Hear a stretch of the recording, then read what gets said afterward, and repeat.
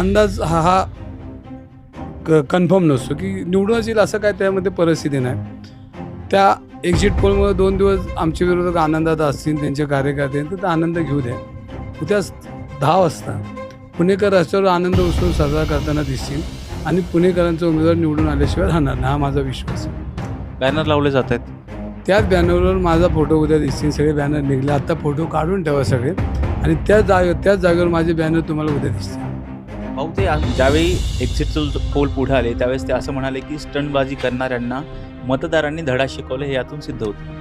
त्यांना त्याचीच भीती वाटते की माझ्या स्टँडमुळं पब बंद झाले, माझ्या स्टँडमुळं कोथरूडमधले 3-4 हॉटेलं पडली. हे त्यांना स्टँड वाटलंच माझं, कारण हा समाजाचा प्रश्न आहे. म्हणून 2 पोलीस निलंबित झाले, ते डॉक्टरवर कारवाई झाली, अग्रवाल कुटुंब जेलला गेलं. ही स्टँड असलं तर मला ते स्टँड आवडतं मग, पण हा समाजाच्या हिताचा स्टँड